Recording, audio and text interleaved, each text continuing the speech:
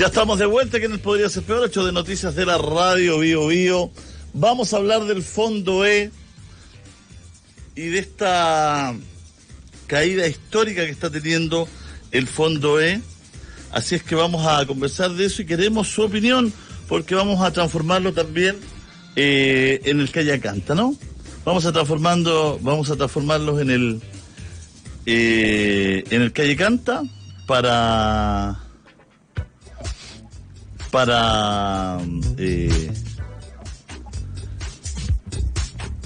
ir teniendo sus apreciaciones, las apreciaciones de los especialistas y lo que está pasando con tus fondos. No todos la gente los revisa, ¿no? Continuamente. Entonces por eso es bien importante ahí que vamos viendo cómo van nuestros fondos y sobre todo el fondo E, que tiene esta caída, ¿no es cierto?, histórica. La tendencia a la baja continúa para los multifondos más conservadores. El Fondo E se aproxima a cerrar octubre el peor desempeño mensual desde su creación. ¿Por qué?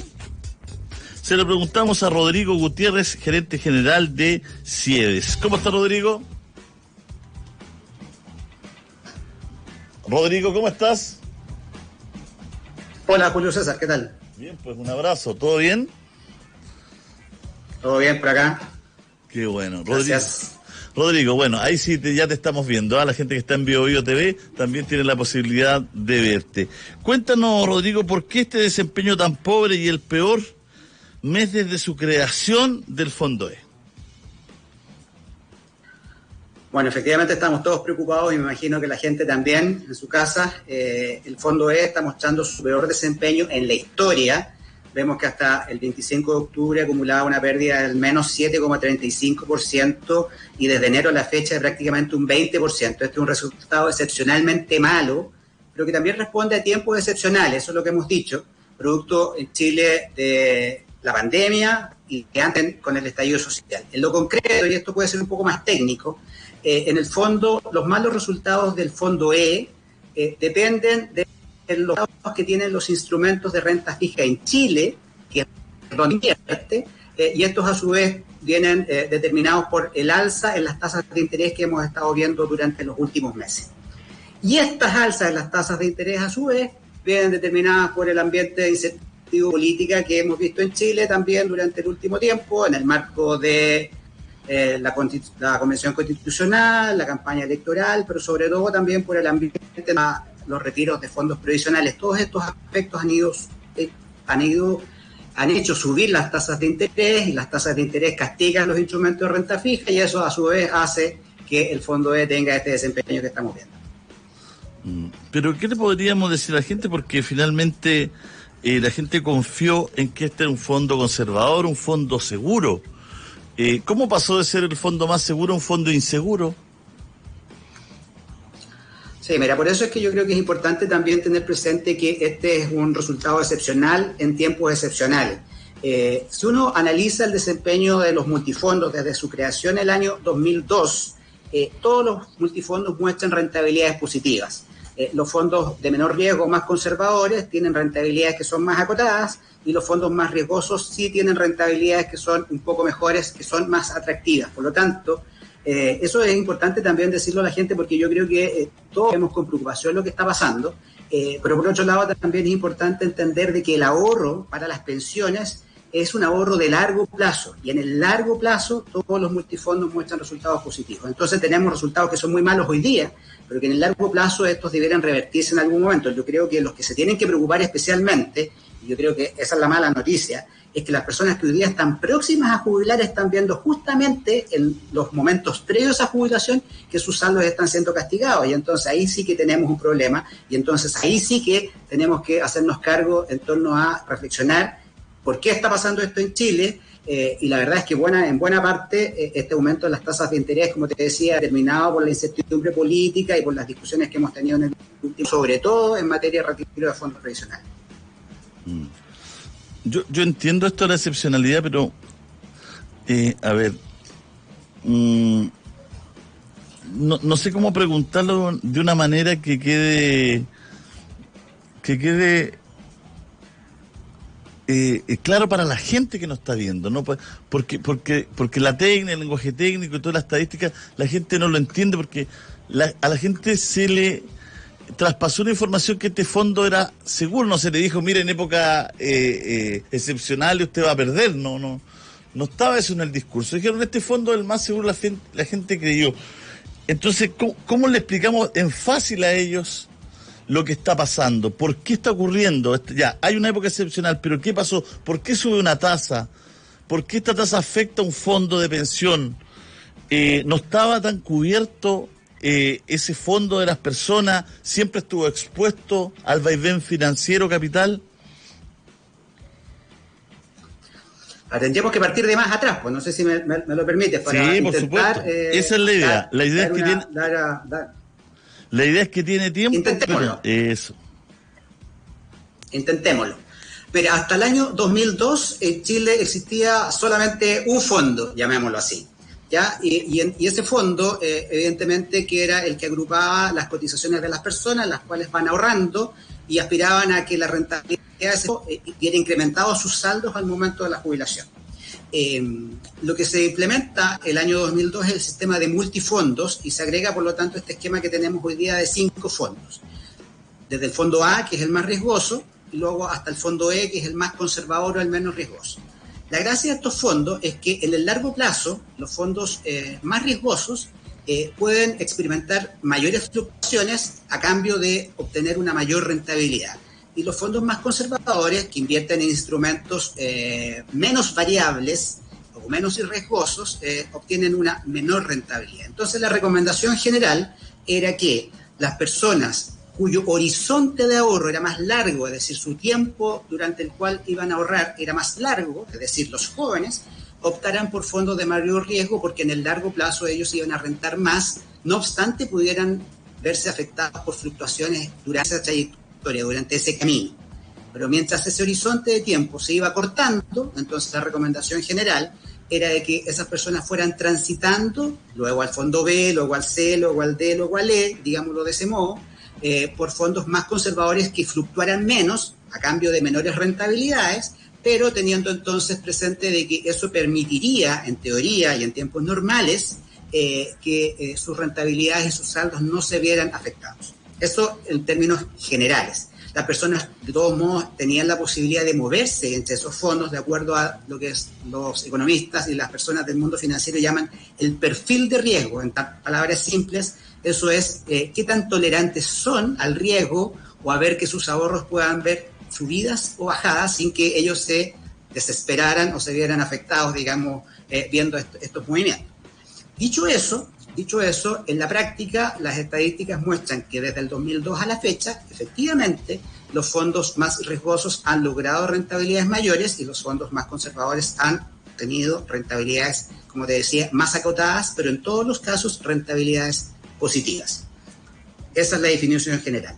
Las personas muchas veces, bueno, y también acá hay un tema de educación previsional de por medio, no se encuentra que los fondos eran propios, sabían en qué FP estaban, no sabían lo de los multifondos, tampoco sabía que podían escoger entre multifondos, y no siempre, lamentablemente, y aquí hay un pecado, diría yo, que tiene que, ya sea la autoridad y en general todos los actores no contribuyeron a que las personas tuvieran mayor información, mayores niveles de educación previsional y por lo tanto también estuvieran muy sensibles a ver las noticias, digamos, que son las que hoy día también nosotros contribuimos a difundir en torno a lo que está pasando con las actividades de las personas, porque entendemos que estos ahorros son relevantes para financiaciones, cuáles son los ingresos de las personas una vez que dejan de trabajar en la vejez. Entonces esto es un tema sin duda importante, quizá lo menciono porque es un buen ejemplo, porque lo que ahí ocurrió fue un ambiente de alta incertidumbre, una alta incertidumbre por lo que estaba pasando en Chile. De hecho, hubo una caída en la actividad económica importante, hubo gran incertidumbre y eso hizo aumentar las tasas de interés. Las tasas de interés, en definitiva, lo que te dicen en el fondo es, o lo que te entregan es una medida del valor inverso de los instrumentos en los cuales están invertidos estos fondos. Entonces, cuando suben las tasas de interés, estos instrumentos bajan de precio. Y como estos fondos ya están invertidos en esos instrumentos, entonces es como que en el fondo ese conjunto de instrumentos baja de precio y tus saldos se ven afectados. Ahora, no es que se pierda la plata, es que tus ahorros pierden valor en un momento determinado del tiempo. Lo que debiera ocurrir es que esos ahorros recuperen su valor en el tiempo. Cuán rápido, cuán lento, no lo sabemos, va a depender de la economía y de su evolución y cómo esto impacte a nivel macroeconómico y las tasas de interés principalmente.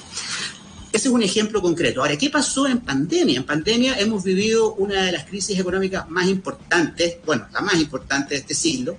Sin duda, en el caso chileno, por ejemplo, entramos en una recesión súper relevante. Hace más de un año había prácticamente 2 millones de personas desempleadas, tuvimos una caída importante en el producto, una caída en la actividad, y eso conllevó a que en Chile hubiese distintos impulsos para reactivar la economía. Por una parte, el gasto fiscal, que aumentó de manera significativa, pero también una política del Banco Central expansiva que significaba bajar las tasas de interés. Las tasas de interés han estado durante un tiempo importante bien bajas, pero nuevamente, producto de la incertidumbre política que aumenta la percepción del riesgo en el país, hace de que las tasas suban, y cuando nuevamente suben las tasas, así como cuando subieron para el estallido social, entonces nuevamente los instrumentos de renta fija en los cuales están invertidos los fondos conservadores se ven excepcionalmente afectados. Y las tasas han venido subiendo desde febrero a la fecha, y por lo tanto hemos observado una caída, ¿verdad?, en la rentabilidad del fondo E desde febrero a la fecha. Esa es la explicación que yo creo que habría que dar, yo creo que es la explicación correcta, y es lo que evidentemente puede ser contraintuitivo, y yo así lo entiendo, y por eso entiendo también tu pregunta, y también entiendo la inquietud de la gente, y nosotros no podemos sino empatizar con aquello, porque como te digo, esto afecta en un 20% toda la vida de las personas justo en momentos antes a jubilar. Ahora, pero si tú me permites ir más allá... Perdón, te pregunto aquí mismo, porque hoy día hay un artículo, ¿por qué en Chile el fondo más conservador pierde el 20% y en Perú gana el 1%? En realidad es que son con retiros, con pandemia. No, bueno, eso habría que ver el caso a caso, país a país. En realidad desconozco lo que tú me señalas del caso peruano. En el caso de los fondos conservadores en Chile, como te decía, el 95% están invertidos en instrumentos de renta fija, de los cuales el 90% está invertido en instrumentos de renta fija local, es decir, en Chile, y afectados por las tasas de interés locales en Chile, que como te decía, han ido subiendo. Y eso explica la caída del fondo. Excepcional, producto de tiempos excepcionales. ¿Es un hecho preocupante? Sí, porque los ahorros de las personas están siendo castigados de manera importante cuando ya queda poco tiempo para revertir estas pérdidas en el caso de las personas que están próximas a jubilar, y eso es materia sin duda de preocupación. Pero hay que reflexionar también, porque esto parece abstracto en el sentido de decir, bueno, pero ¿por qué suben las tasas? Usted dice o me habla de una mayor incertidumbre. ¿Por qué ocurre esto? Bueno, ocurre en gran medida por la discusión política, por la incertidumbre política que se ha dado, entre otras causas, por la discusión en materia de retiros previsionales. Muchas veces, y el mundo técnico, tú sabes que, bueno, se ha venido viendo... Por eso le pongo respecto de este... Le pongo el punto de Perú, que imagínense, Perú está en un gobierno ya de izquierda, tuvo mucha incertidumbre también. Es que no, la verdad que no puedo compararlo con el caso peruano porque no conozco la cifra exacta. Sería irresponsable que hiciera una comparación con el caso. Por eso insisto en lo que te estoy diciendo acá. Mayor incertidumbre, esa mayor incertidumbre ha hecho subir las tasas y está afectando a los fondos. ¿Por qué existe esa incertidumbre? Yo diría que, entre otras cosas, por los sucesivos debates y discusiones en torno a los retiros previsionales. Ha habido un divorcio entre el mundo técnico y el mundo político, el mundo técnico casi unánimemente, y esto aquí ya no tiene color político porque tú sabes que transversalmente los economistas desde la derecha hasta la izquierda y las instituciones responsables de estas materias han señalado de que los retiros previsionales han jugado en contra, no solo en materia de que se han reducido las pensiones futuras de las personas producto de que han retirado y por lo tanto tienen menos saldos, sino que porque también a través de estas alzas las tasas de interés están castigando los saldos de las personas que todavía aún permanecen dentro del sistema. Bueno, acá hay mucha gente preguntando, ¿no? Dice, mi fondo ha caído casi 30 millones de pesos, dice un auditor, y yo estoy pronto a jubilar, no se me permite sacarlo. ¿Qué es lo que puedo hacer? ¿Esperar? Bueno, dos reflexiones. Quería hacer una reflexión junto con ello, porque esa persona es una persona que es una de las 1.000.000 de personas que hoy día está en el fondo E. Y resulta que ella es una de las aproximadamente 200.000 personas que está próximas a jubilar. ¿Ya? Quiero detenerme en esto un poquito después, porque resulta entonces que de lo que te acabo de decir es que hay 1.000.000 de personas jóvenes que están no debiendo estarlo.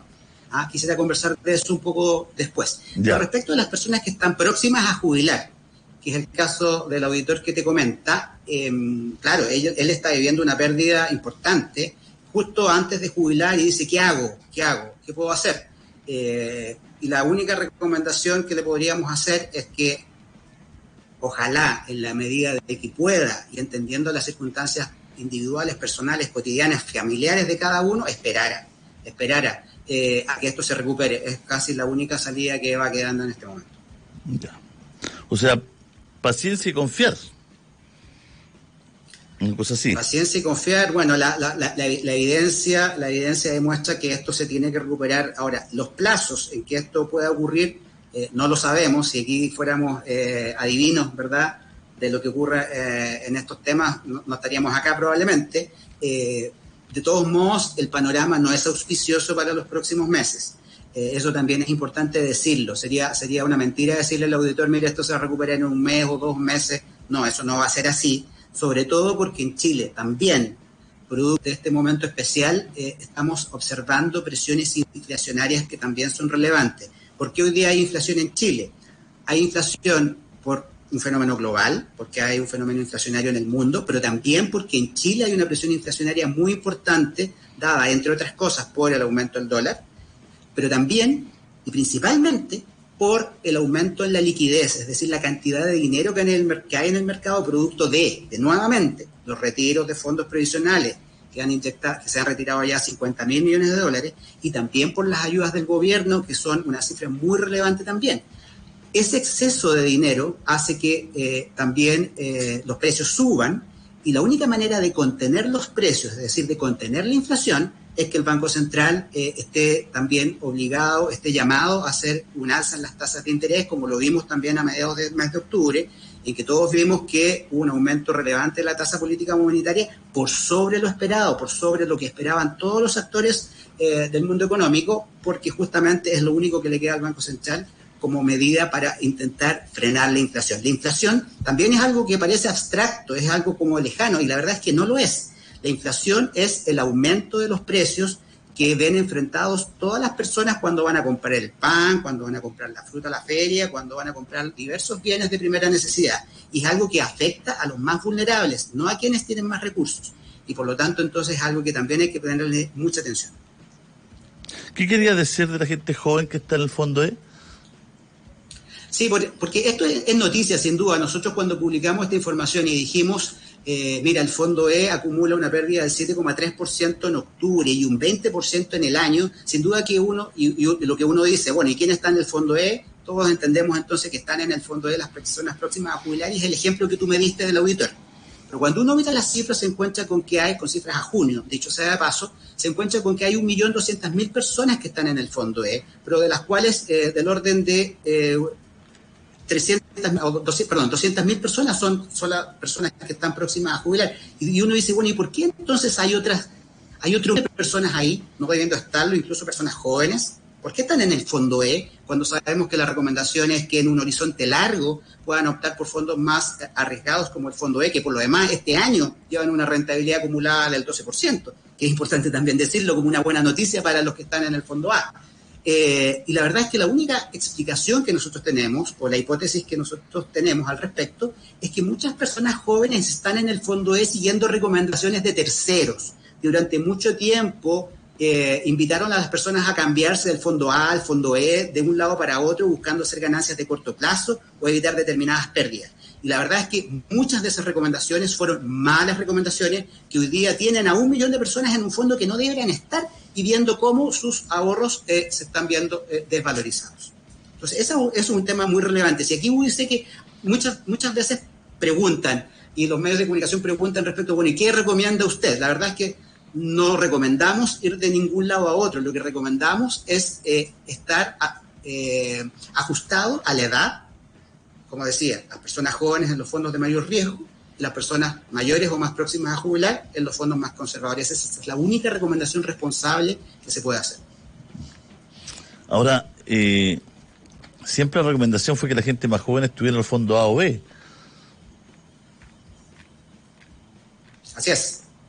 Entonces, no ha cambiado ese paradigma, digamos. En algún momento como usted dice, se aconsejó a incluso los fondos, cuando habían pérdidas, que se agazaparan en el fondo, ¿no es cierto? En el fondo de lo que usted dice, que al final ha demostrado ser contraproducente, ¿no? Así es. Yo estoy haciendo una crítica explícita a quienes durante mucho tiempo hicieron recomendaciones a los afiliados para ir de un fondo a otro buscando ganancia corta, de corto plazo. Muévase de aquí, muévase para allá, y cual rebaño las personas hacían caso a estas recomendaciones, y la verdad es que hubo estudios después de la propia Superintendencia de Pensiones que mostraron que en un horizonte de tiempo determinado las personas que siguieron esas recomendaciones obtuvieron rentabilidades menores o inferiores en el mismo fondo en el que estaban, o hubiesen seguido las recomendaciones por edad conforme la regla general que te comentaba. Entonces, eso no es solo aquello, que hoy día más personas en el fondo E no deberían pagarlo. Se nos está yendo la señal. Vamos a hacer un alto, aprovechemos de hacer un alto y nos vamos a contactar de nuevo para cerrar bien esta conversación. Vamos, hagamos adelante y volvemos.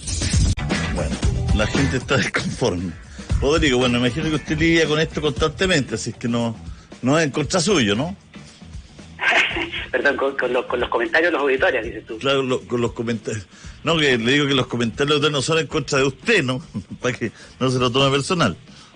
No, en ningún caso. Por el contrario, nosotros lo que buscamos es entregar información, ojalá lo más objetiva posible, a las personas para que las personas puedan tomar las decisiones más informadas posibles.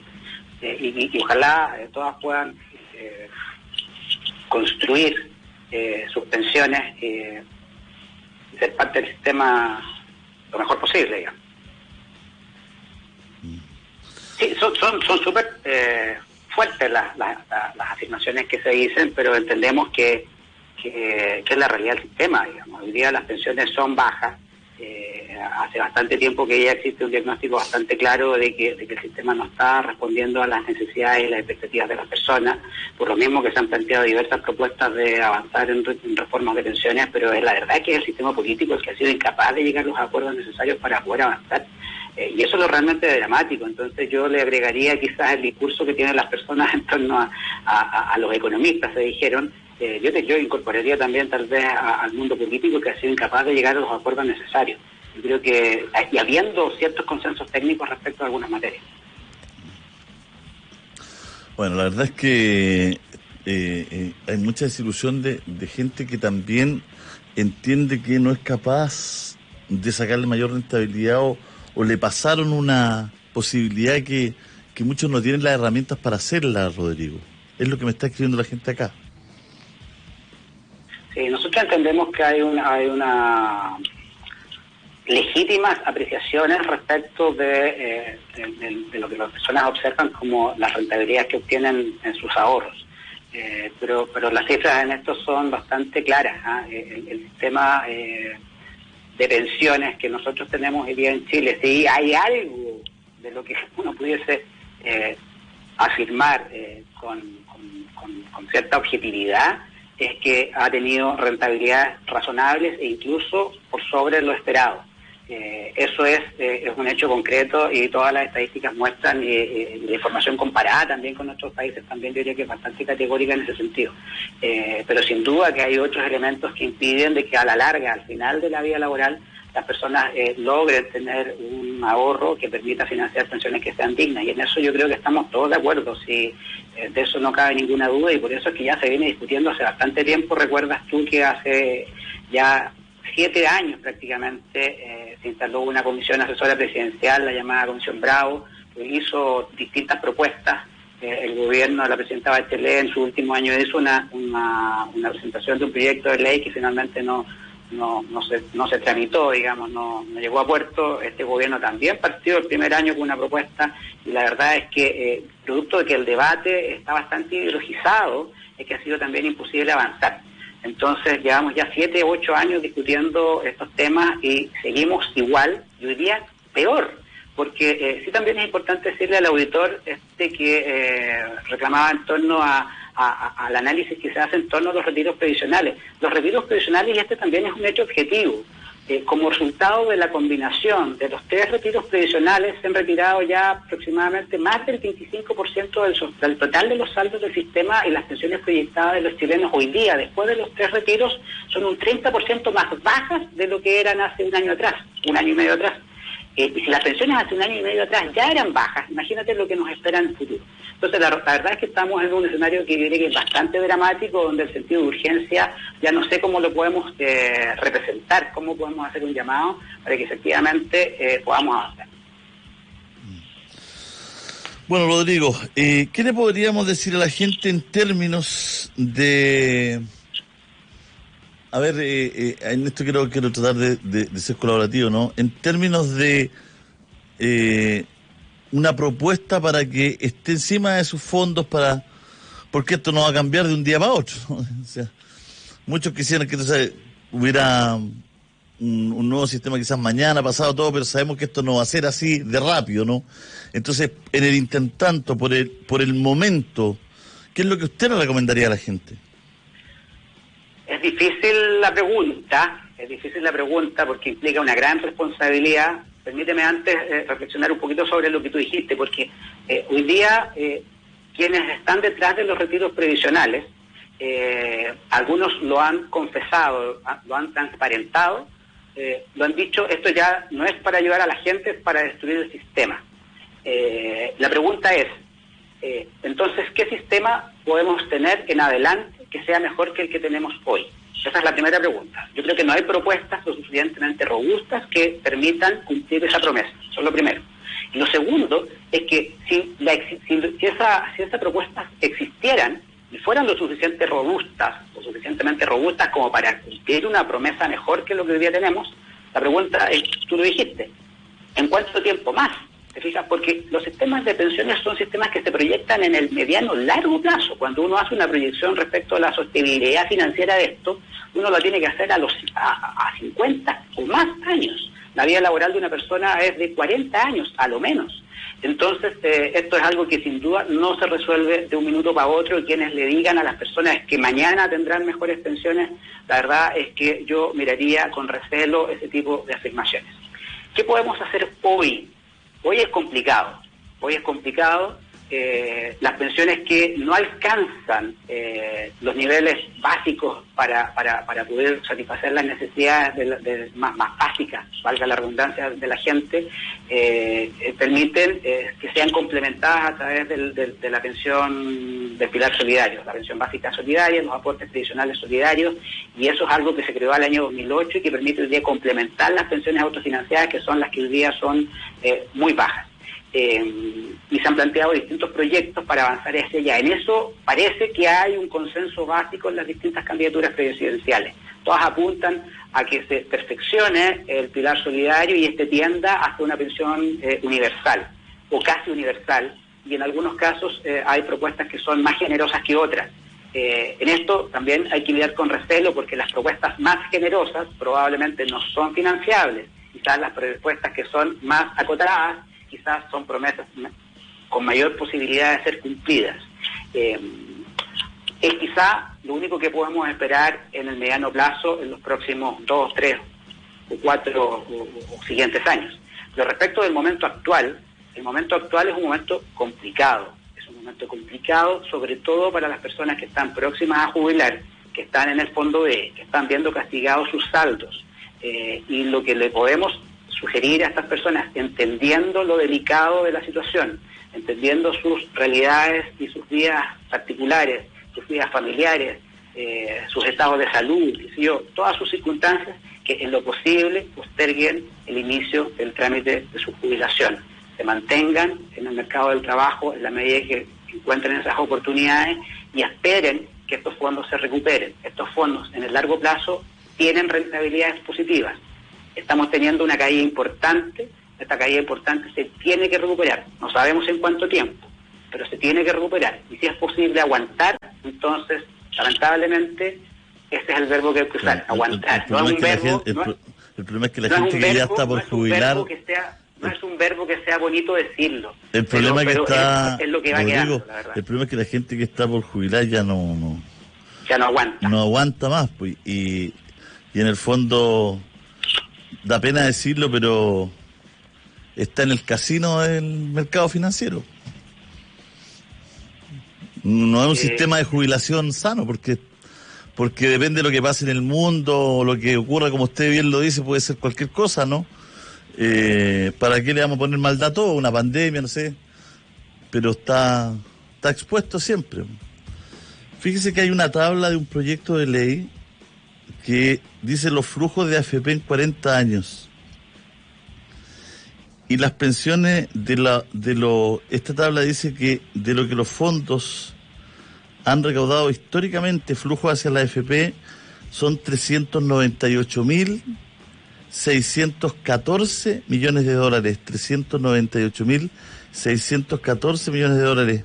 Y esta tabla dice que en pensiones autofinanciadas de esa cantidad de dinero se han entregado 34.289 millones. O sea, de 398.614 millones que le han entrado al sistema, solo han entregado en pensiones 34.289 millones. Y la ganancia neta del fondo en 40 años ha sido de 49.027. Bueno, desconozco esas cifras, pero yo de inmediato te digo que hay una interpretación que tú haces que no sería correcta, según te estoy escuchando, porque una cosa es la suma de los aportes de todos los afiliados cotizantes al sistema. Y otra cosa es lo que tú dices que se ha pagado en pensiones, que es un número significativamente menor. Bueno, y la explicación más simple de eso es que hoy día tenemos un número bastante acotado de pensionados versus la cantidad de afiliados que aportan al sistema. Por lo tanto, eso explica que este es un sistema que, imagínate, tiene 40 años y que los primeros jubilados vienen, no sé, hace poco, o sea, representan una masa significativamente menor respecto del total de afiliados, que es la que realiza aportes. O sea, eso por un lado. Y por otro lado, las ganancias de las AFP no tienen que ver con esos fondos, porque esos son los fondos de los ahorrantes para sus pensiones, y una parte de ello viene a financiar las pensiones que tú señalas. Las ganancias de la AFP vienen por las comisiones, que esto lo conversamos la otra vez, y esas comisiones, bueno, ahí hay otra discusión, y en eso sí que también podemos discutirlo. También tienen, claro, para algunos son muy elevadas, y eso explica entonces que la industria tenga muestra de esos índices de rentabilidad. Eso no tiene que ver con el ahorro de las personas. No, pues es mucho mayor. En comisiones prima y fantasma se han embolsado 81.336 millones, según este cuadro de Río Seco, que es el proyecto de ley de Jimena Rincón. Bueno, lo que constata el cuadro finalmente es que de los flujos de plata que se han movido, se han entregado en pensiones bien poquitas. Porque se han jubilado poquito del total de la masa que aporta, eso es lo que te explico. Claro, y la otra platita está... Se supone que está dando rentabilidad, que lo que hoy en el fondo no ha dado. Así es. Pero en el último año, porque, insisto, desde que existe el sistema de multifondos, sí ha dado, y las cifras son claras al respecto. Todos los multifondos muestran rentabilidades positivas. También es importante decirle que esto de las rentabilidades, porque en el fondo cuando uno dice, bueno, este fondo, las personas aportan, acumulan rentabilidad y logran sumar saldos que son mayores que la suma de los simples aportes que han hecho a lo largo de su vida. Y bueno, ¿y dónde está esa plata? Y algunos dicen entonces también que esto, bueno, va solo al mercado financiero, al mercado capital, y como que se queda también en una visión abstracta de aquello. La verdad es que esos recursos, los ahorros de las personas, se transforman en inversión, y esa inversión contribuye al crecimiento económico. Eso es una mirada que también es importante tener presente. En la medida que hay inversión, hay nuevos proyectos, hay nuevos empleos, se da acceso de financiamiento. También hemos visto en las últimas semanas el crecimiento del crédito. También hay personas que, y ha sido noticia también, se están viendo enfrentadas a dificultades para acceder a la casa propia en materia de acceso a créditos hipotecarios. Ya no hay créditos hipotecarios a 30 años. Entonces hay una serie de otros efectos en torno a un sistema de ahorro que, claro, su objetivo principal es financiar las pensiones, pero que también tiene una serie de otros efectos positivos sobre el crecimiento de la economía. Gracias, Rodrigo. Le enviamos un abrazo. Tengo que hacer el corte nacional, así que vamos a ir a las noticias. Chao, gracias.